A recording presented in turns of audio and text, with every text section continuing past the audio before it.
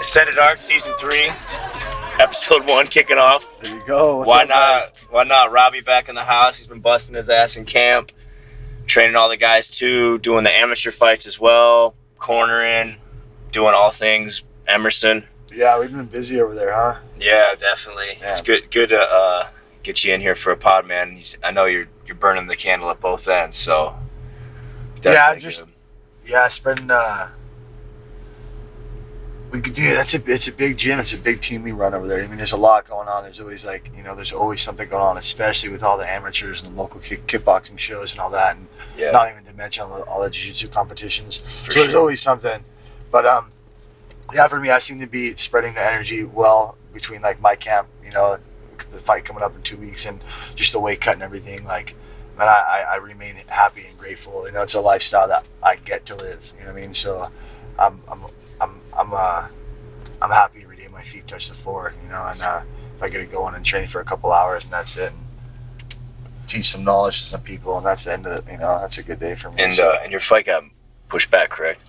Yeah, it was supposed to be last Saturday, on September 11th, and then they moved it because of the Hurricane Ida down there. Everything got fucked up, so they moved it to October 1st. So it's still going to be on the same BKFC TV platform. Gotcha. The fight itself is going to be October 1st. Cool. Gotcha. Just a little reschedule there. Yeah. I know you were kind of going almost back to back there because, let's say you had a front row seat for the Jared Cannonier, Calvin Gastelum fight, which, another one in MMA history. Man, that was a big night for the division. It was cool. It was cool to see Jared come back and stake his claim in the division, and after being gone for so long. Like I told him, man, he really did he got an A+ as far as his recovery went, just being a professional after coming back from the injury from his last fight, and the way he handled the recovery and trained and his discipline, and an A+ for the fight camp. I told him during the fight camp, he got the most volume out of every practice session that I've ever been in any fight camp. I've been in a lot of camps, and as far as volume and like work ratio compared to rest ratio and injury, like, man, he did an A+. And then even fight week, everything was just, man, all the boxes were checked. We were doing 2 workouts, 5 rounds in the morning, 5 rounds on that every single day. The guy's a beast. He's just he's able to hold it all together up here, you know what I mean? Right. And a man to manage his body and his energy well. And then he got an A+ for the performance, you know what I mean? I think to go out there and not only just get a win, but perform against 5 tough rounds against a durable, tough opponent, like Gastelum. I think Jared learned a lot about himself out there that night, you know what I mean? Definitely. And he said so himself. He's like, man, I felt like I learned a lot about himself, just the game, being out there under the lights. That's 25 minutes of experience you got to get. That's priceless. You can't, Right. So he's got that in his pocket now moving forward, and he's got to feel, his knuckles and shins hit, and feel, what hitting these guys in this divisions feel like. And man, it's cool. I think we all, see how more durable Kevin is even after that fight. Now we all knew how thick-headed and tough he was, but maybe not, even after that fight, even more so. Man, he's still a young kid at 29 years old. Man, he still has a whole decade in the sport if he wants it. Yeah, he does. But it was good for Jared to go out there and feel that. And man, Jared landed a good range of weapons too. That fight, which is awesome. Mm-hmm. Like, Jared's the kind of guy that can go in there with no cornermen and just go in there and fucking do it. Just hit himself, all instinct and just fucking his mindset. And right. That's what's awesome about that guy. And it's cool. It's very cool to have a front row seat and to be able to see him do his thing out there. And right. Man, it's cool that the audience is still seeing less than 40% of what this guy can do. Right. And they, you talk about the mental toughness thing, or when we had him on the show or whatever too, he'd say, get ready for the unknown, or those weren't his exact words or whatever, but and then bro, they forget the mouthpiece. Damn. Yeah. You know what I mean? It's like, dude, that's the unknown or whatever. I'm not trying to speak for him or anything, but yeah, but and then the right. stage is between dude, you're right. That could so get you off of that mental track that you're on. I brought that up yesterday. That for when you're that moment, that like. Wait, what? That much tension for that. That's just another little wrench, but he like I looked at the expression on his face. He was just unsettled by it. He was just like unthralled. Like his eyes were just like, dude, I'm here for a mission. And yeah, usually it's in the bucket with the ice and all that stuff. I usually keep it in the bucket usually because that's the easiest way. It's like forgetting the wedding ring. But the guys who had the UFC took the bag. It was in his bag, and then they took the gym bag and left. So it was kind of like a scramble to find that guy in the bag. So that's why it was a clusterfuck. But we got there in time and everything. And but like you said, a good one last little mental check, boom, before we go in there, and again, fucking knocked it out of the park, A+. Yeah, it didn't matter, you know. So it's awesome, and now he's back in the gym working, back doing his thing, back in the groove, and man, it's cool. It's so awesome. It's makes it so fun being around these athletes and these guys and getting to create every single day. You know, there's only it's awesome. We were literally creating new shit, new combos, new footwork patterns, new setups. Every single day, every single mid-session. It's a lot of fun. No, that's great, man. Yeah, I think y'all are on a roll for sure. For sure. But yeah, we're looking forward to see you do your thing too, Rob. I know you've been cutting weight. Everything's looking good. When are you taking off? 2 weeks? Well, next week? Friday. Yeah, so it's not next Friday, but the following Friday. Yeah, the 1st. So, 2 weeks from today. Beautiful. So, yeah, training's going good too, man. Awesome. Again, I've got so much volume out of this camp, and I can fight. I could have fought last week, and so it was just 3 extra, weeks of camp for me, which is perfect. And I had a schedule on the cut, and everything feels great. Yeah. 1 second, I gotta switch the battery. But so what? We got Benson coming up too, correct? Yeah, we got that big show coming up in October 24th. Yeah. Is it October 24th? Halfway point there. And freaking out here in Arizona, it's cool. We got some.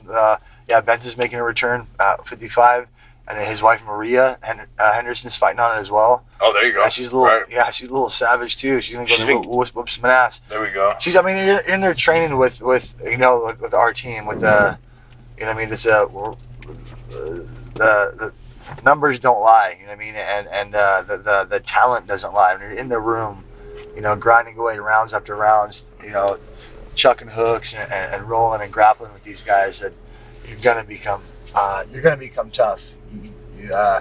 You're forced to sink or swim, and her style, she's super aggressive, super violent. It would look cool to see what she does. And man, Benson's still ranked number 3 over there. He's still like a solid name in the division, and man, even I feel like he lost a little bit of momentum with that Jason Jackson fight, but the fight right before that with Chandler, man, I thought he had one of the best performances. I remember all our teammates, and when I talked to him, that first round, that output he had, it was one of the best first rounds he's ever had, the most volume he's ever had. The way he was attacking, the variety of strikes he threw, and he looked clean. And that's the hardest thing for me, from my perspective as like a fighter and a coach, is seeing these guys lose the momentum that they build in their camps and their fight. You know what I mean? And just taking an L, kind of just like, man, you invested all that whole months, those weeks and weeks and months into yourself. Let's just keep developing, keep programming, and let the chips, fall, the dice fall, and or they may, but we know how you return, how you respond back from a loss, and mentally just keep getting back in the gym, keep moving forward, and stuff like that will affect how those dice fall. You know what I mean? Yeah. Talking about the laws, hermetic laws and everything now, but I know Benson had a lot going on too. They had a new child, had their first daughter, Nightly or whatever, so that was awesome. And then they want to give Maria time to train and recover and everything. So it's just cool to see him back in there, back on a local card. Yeah. And Primus is his opponent, big, strong guy, but man, I think Benson's got the skill and the IQ and the athleticism to beat this guy. And man, it'd be awesome to see him get back in there, fight for that strap eventually. It's right there, yeah. So he's literally right there. Yeah, it seems like he's got all his ducks in a row right now. Yeah. So yeah, it's going to be fun to watch that one. Getting Hamill on that card would have been sick too. I know, we got to get a petition going or something. Yeah, fuck. Have the local boys take it over. That'd be awesome. Yeah, that'd be too much, dude. I know sure. Corrales is fighting on the same card as well. Oh, perfect. So, man, yeah, it's a stacked little card. Oh, man, I haven't seen that guy forever. Nice. Yeah, I'm excited. Is he at 45? Frick. Oh, that was his last fight was 45, wasn't it? I'm not sure. not sure about this fight. Okay. I remember I looked up the opponent. Well, he'll show up either way. It don't matter. For sure. In a local show like that, yeah, he's gonna perform. Yeah. So it'll be a good night. Perfect, man. So what? You've been doing a lot of your research as well, Rob. What have you been into, man? Yeah, it's crazy. I've been wanting to get into the physical art / science of alchemy, known as spagyrics, and so I can start creating elements, tinctures, and supplements essentially that you can't go buy in a store and buy online. It's plant science essentially, as what spagyrics is, and it's crazy. The science divides the mineral kingdom and the plant kingdom, as hermetically taught, into 3 divisions, right? Mental, physical, physical, mental, and spiritual, right? So the plant kingdom, the mineral kingdom, the animal kingdom, and the human kingdom all have these 3 elements that make up the whole existence of that kingdom, right?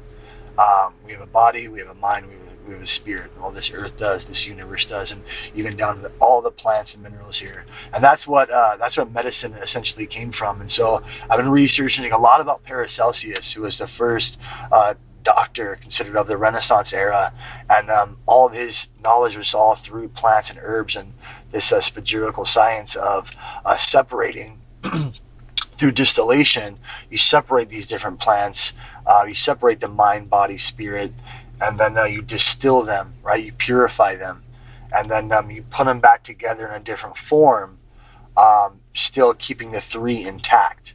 But the finished product is a different physical body than what you started off with, right? And there's a lot of astrology and the cosmos is involved in this process, as far as all these different plants and minerals are linked with the different planets in our solar system, and so there's a correlation there. It's crazy. It's mind blowing. Because all this stuff that these secret societies are based upon, the Rosicrucians and all these, they're based on, a lot of them on magic, right? There's angelic magic, Enochian magic, and there's planetary magic. Well, this planetary magic is also taught in the Hermetic knowledge of medicine and spagyrics, and so it's a profound, it's mind-blowing thing to study and pursue. It's very cool. It's very awesome. It's you're transmuting the vibration of the particles that make up this plant or this element or this mineral. You know what I mean? It's a very sensitive work, but it's profound. It's very, very cool. It's mind-blowing and shocking that they're not teaching it in the school systems. But then again, this stuff, there's not a lot of stuff out there on this. Like, they do a very good job of keeping this stuff contained. And let me just, for like a layman, so are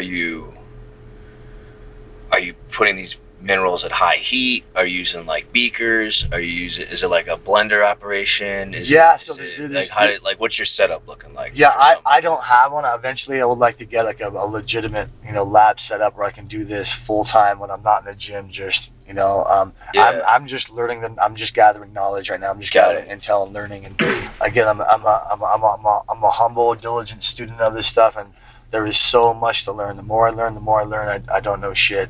And I'll humbly say that always. But yeah, eventually I would like to get a lab and all that set up. But I'm just learning to have a respect for such an art before I step forward and try to, apply. Okay. I need more knowledge before I apply this stuff. I have a tremendous amount of respect for this stuff, and I'm still in shock and awe of just the knowledge of it all. You know what I mean? So, right. But I am taking the steps forward and talking to other spagyrists and alchemists and learning about it all. And man, eventually my end goal would be to have a small lab back here and, run a little shop or something like that. Would be sweet. Sweet. That's what's up. Next level with it, huh? Yeah, make it. Yeah, it'd be awesome. You know what I mean? I don't know. This knowledge is something that needs to be shared and taught, and I don't know. There's definitely a demand for it, and it's as ancient as we get, and it's as elite as it gets. I've always been obsessed with being elite since I was a small kid. In high school, I wanted to be a Navy SEAL so bad. I was obsessed with this because of how elite they were. You know, and then I had my first fight or whatever when I was getting ready to go out and try out to actually be a SEAL, and dedicating my whole entire life to that. And I was like, wow, this fighting thing is even more elite than, you know, special forces. And I was thinking like how these guys at the end of the day don't get any glory for what they do, and a lot of them, you know, may or may not survive or be messed up after. And I was just kind of weighing on that, and I was like, wow, but fighting is still elite. I remember I was like 19 years old, and I'm like, I'm going to pursue that path. And so I've been obsessed with this concept of elite, and I can definitely say that hermetic knowledge, alchemy, is the most elite knowledge that's out there, and it's accessible by anyone that wants to find it and pursue it. It's there. I'm not trying to sell anything. I'm a student of it. I think as a student of this, you become a ambassador for it. You know what I mean? And being an ambassador for this knowledge and for Hermes and for the knowledge that I was taught is a major, major responsibility. And it's one I gladly take on. It's crazy. It's awesome. It's crazy shit. It's a whole different world and realm than all the smoke and mirrors and all the political and you know, shit going on right now. It's crazy. There's a whole world and realm going on, and honestly, straight up, this is why the political and this other fucking shit is going on, is to distract people from this other world, and also from the world that's been around since the Renaissance era and before in ancient Egypt. You know, I mean, there's a whole world and realm that they don't want us talking about and accessing and looking into. And so that's why this whole entire fucking smoke and mirror, straight up, we'll fucking argue at the end of the day about this political side, that political side, you know, this works, this doesn't work, this and whatever. There's a reason for this whole fucking smoke and mirror program. And the main fucking thing is to distract us as a species, as a country, from essentially this knowledge. For reals, because it's that profound and it's that accessible. Anyone can do it and access it. And it all starts with like mental alchemy and just learning that, where psychology itself comes from. You know what I mean? But it's crazy, man. It's big, powerful guys, man. Big enemies. Look what they're doing to Nicki Minaj. You know what I mean? She just asked questions, and now they're coming out attacking her and talking about deplatforming her and verbally attacking her just for, you know, questioning this narrative of this bullshit. And man, it's wild. It's crazy to see how much of an influence these media, you know, big tech, big pharma, big media has, you know, on all the bullshit going on. So for me, I'm like putting my head in the sands, essentially, just doubling down and just looking back at the ancient shit and being like, dude, let's just see. And what I'm finding out, is like, fuck, all this shit going on right now. As much as I you know, speak out against it, because I just want to empower people. It's knowledge. I'm here for knowledge and for truth and for empowerment. Straight up, I don't give a fuck about anything else. But this stuff that I'm checking out my head in the sands, I can flick off this other bullshit out here. I'm not ever fucking. It's so minuscule and so nothing compared to, you know what I mean? But it's crazy. It's nuts. It comes down to genetic shit and conscious shit. Yeah, it's nuts. Good overview of what you've been dipping your toe in for sure there. Yeah, that cover. No, that's cool, man. I like you, you know, making more to the physical realm, and I know you always just constantly reading. And if you're on Robbie's IG page, which I'm sure most of you are, was Ascended Athletics, that's it, right? Yeah, Ascended_Athletics. That you get a healthy dose of some of Rob's reading for sure. He shows his books. He does a lot of his research with. So if you're interested in, you know, pursuing that route, I mean, Rob's a real good point of reference for that for sure. Yeah, I'll share that stuff on my stories a lot, just for anyone that's searching for breadcrumbs. You know what I mean? I got a lot of people hitting me up, DMing me, asking me, "Oh, where should I start? What book should I read?" And so I try to share all that stuff in my stories. And yeah, man, it's incredible. It's just it's a journey. That's the one thing, like, it's been for me, and it will be for you. Like, if you seek this stuff, like, in your heart of hearts, like, it will seek you too. And like wisdom I'm talking about, and you will engage in wisdom with like in a relationship with wisdom, and your journey or your path will be engaged and be guided. It's fascinating. It's crazy stuff. Do not take my word for it, please. But just go pursue this stuff. Just go research who Hermes is, who Thoth is. Go research it. Research the work, the writings left behind. Research the tablet of Hermes or the emerald tablets of Thoth. Just go research that stuff. And I'm not even fit to even speak about what will take place, or it's beyond my pay grade. But it's gnarly stuff, and it's here for all of us to access, and it will change this planet, and it will change your reality. That's one thing for sure. Seeking this knowledge out will change your reality for sure, in the most mind-blowing, profound, beautiful, imaginative way. You think it helps your training too? 1,000%. 1,000%. It helps me enjoy. I get to enjoy training that much more. I get to enjoy everything. I enjoy everything, every aspect and element of life. I enjoy breathing air, driving a car, recovering after training, getting it. I enjoy it so much more thoroughly. Do you seem to have more like acceptance, as in like that you almost the saying like, you know, you can't, the only thing you can control is how you react? For sure. Absolutely. Because check it out, like a lot of things can be perceived as a negative experience, Right. But this trips me out. The universe will never give you a negative experience. It'll just give you an experience, right? And whether that experience is negative or positive is just a degree of scale, right? Our scale of degree. There's no marker. We choose how bad or how good something is, right? Everything in life is as big of a deal or as small of a deal as we make it. Whether it's losing a fight or dropping your toothbrush on the ground or stubbing your toe or getting a flat tire, you know what I mean? And how I respond is 1,000%. That's where the magic lies. And once you can learn to giggle and you laugh your way through life, it starts changing the game of life. It really does.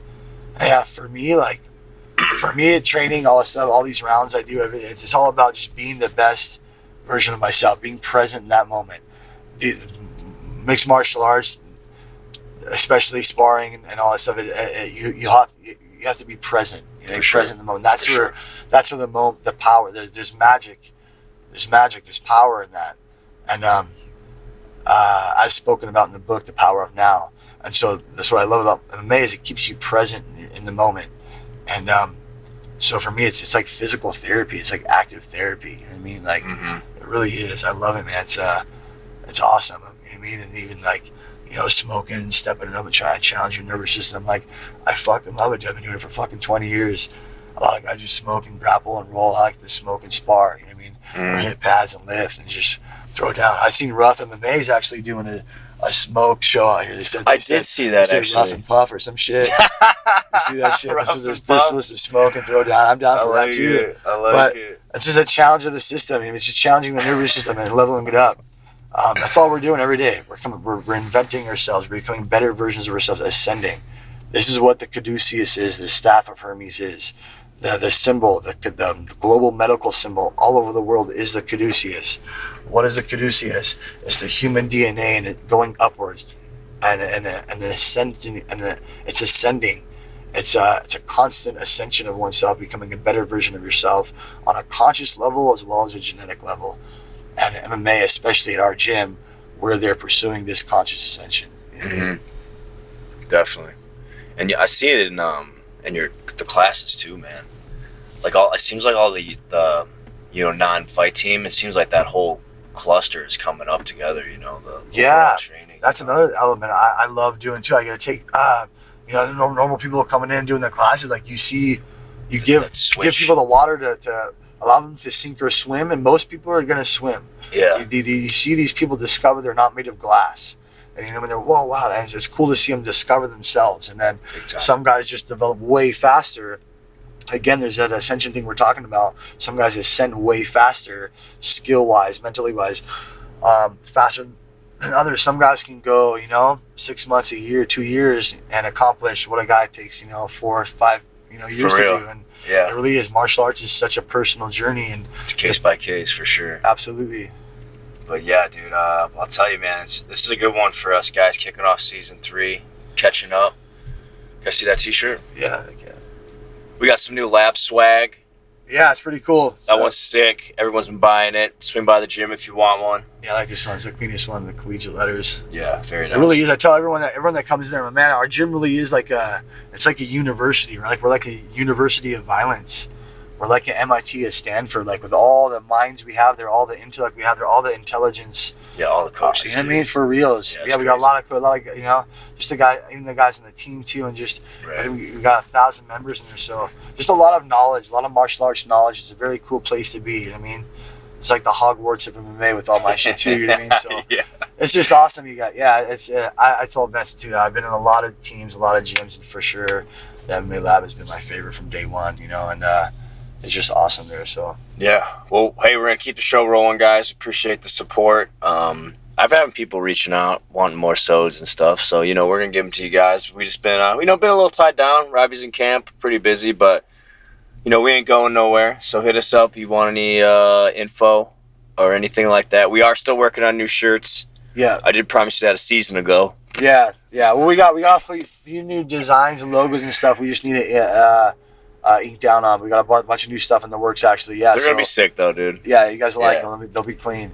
But and we'll do another episode after my fight in a couple weeks, huh? Yeah. Touchdown. Yeah, probably a guest or two, something too in there. Sure. You know how we do it, y'all. But yeah, we appreciate you.